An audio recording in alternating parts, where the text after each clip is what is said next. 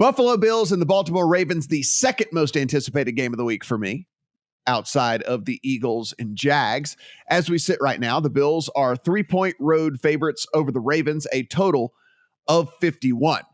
Steven, the last time we saw the Buffalo Bills, they were out there running 90 offensive plays.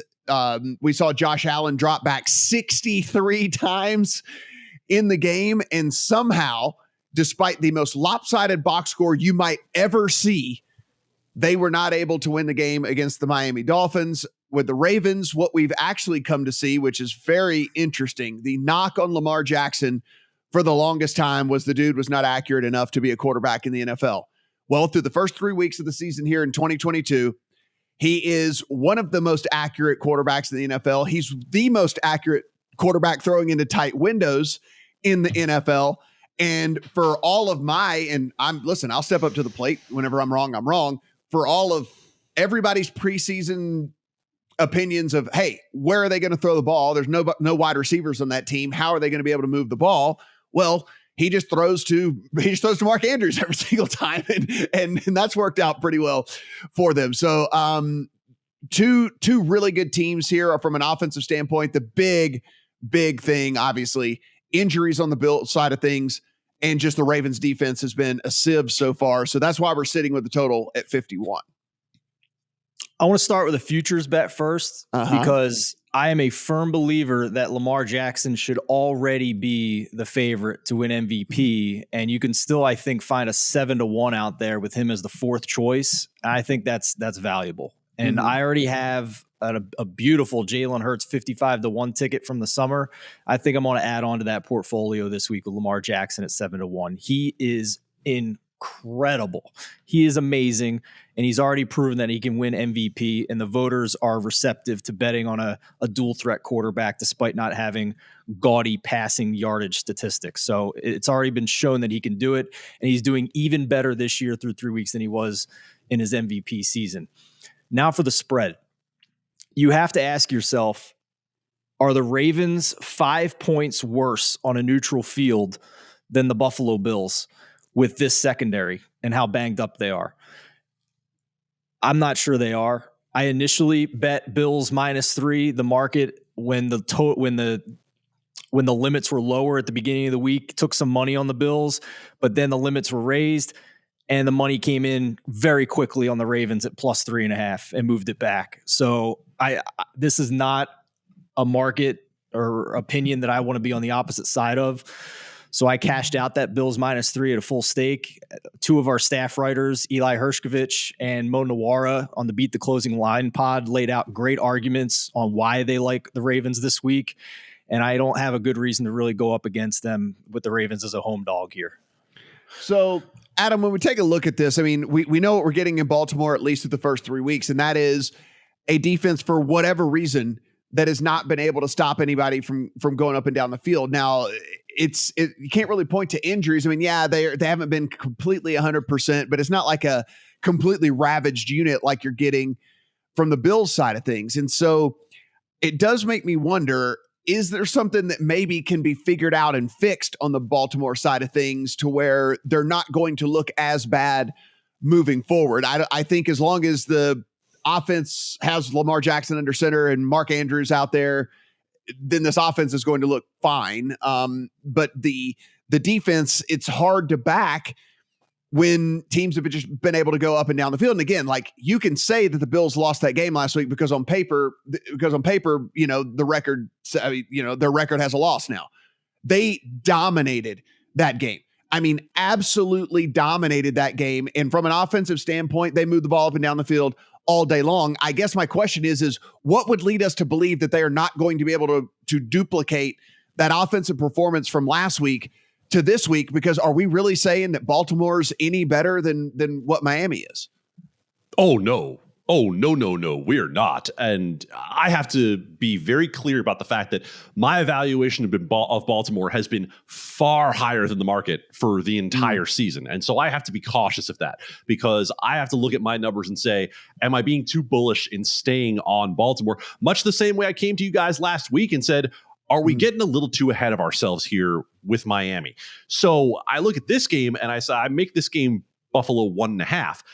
that being said, you just talked about how dominant Buffalo was last week. And so I don't want to overreact to the final score of that game when they played as well as they did. I'm going to tell you the one way I played this game. I actually played the one thing I want on this game last Sunday morning when the look-aheads came out. I have under 54.5 on this game, and I played it almost instantly based on two things. One, as you mentioned at the top of the show, league-wide scoring environment down. Two, these are two really, really good pass rushes and not two really great pass blocking teams. Right? Both of these teams rank in the top 5 in PFF grade in pass rush. In fact, the Bills are by a country mile number 1 in pass rush, and they're doing it largely without blitzing. So it's not like you're opening yourself up to Lamar having a bunch of one-on-one matchups down the field. Well, the Ravens are 11th in pass block. The Buffalo Bills are 24th in pass block grade. So I think what you're going to see in this game is that I'm not sure either of these quarterbacks is going to have the amount of time that they do. Maybe you end up looking at this game as a game to play rushing props on the quarterbacks, even though you're going to see higher numbers on Allen and Lamar Jackson naturally. But ultimately, that's why I got involved on under only at the bigger number at 54.5. I'm not here to tell you to go try to find a number that doesn't exist in the market. That being said, I don't think it's the worst at 51 either. Yeah, I can totally get there. And I mean, here's the other thing about this, right? So with all of these injuries for the Bills, one thing that we saw last week as well, and I think that will carry over to this week again, is because they're just coached so well and they're schemed up so well that they are able to still keep everything in front of them just by the way that the defense has been schemed up, right? Like we thought, hey, look, you're missing your entire secondary. Tua and the Dolphins are just going to be able to go up and down the field on you all day long. That was not the case at all, right? I mean, like, and that is because they are so well coached and have such an incredible scheme on the defensive side of the ball. They're able to keep everything in front of them. They're able to make sure that they're not getting burned, and they can make you kind of get out of your comfort zone a little bit. Do I think Lamar will figure this out? Will he run a little bit more? I think there's all of that in play, but all of that leans towards more what you're saying anyway from an under perspective. And we know if there is any key number in totals, 51 would be it. So if you did want to play the under, you would want to be doing that now with all of that. But I mean, it's just, yeah, I think the scoring environment here does at least lend itself tiny bit more towards a little less scoring here. Guys, I'm super, super excited about this game. I mean, if Buffalo can handle business with the injury situation they've got going on right now, I think that any questions we might have had coming out of last week, which I didn't really have any, to be honest with you, the offense performed perfectly fine and the defense held Miami down for the vast majority of the game, despite the fact that they were playing 4 backups, right, and rookie corners out there. But Steven, if Buffalo, just as a macro conversation here, if Buffalo goes out and handles their business here against the Ravens, who everybody seems to be a little bit higher on again than maybe even I am, doesn't this pretty much solidify the Bills, even as well as the Eagles have played, that the Bills are really the team to beat?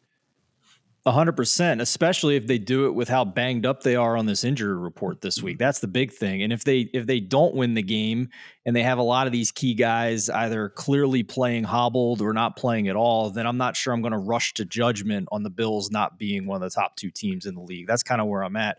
Gabe Davis, their number 2 receiver, downgraded from limited to DNP Wednesday to Thursday. 2 guys on their offensive line. One has a concussion. The other is limited with an elbow. So, I mean, arm injury, elbow injury, not the best when you're an offensive lineman trying to block.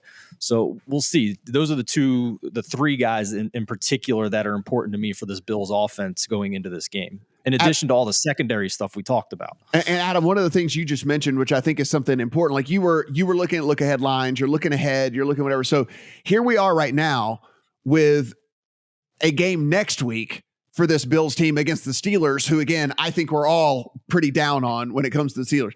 If the Bills happen to lose this game or look not all that great, again, against a Ravens team in which we think is still pretty good, this could be the ultimate buy low spot on the Bills against this Steelers team next week. Like I would be looking at that opening line, at whatever that opening line is when it comes out against the Steelers, and it could probably I think it's present 13, by the way. I think it's 13. But what I'm saying is if the Bills look bad this week, I mean, if this thing comes in under double digits, this is going to be a fantastic buy opportunity on the Bills. Oh, without question. And if you think Pittsburgh can put up even 14 points on this Buffalo defense, you can get me on the team total there.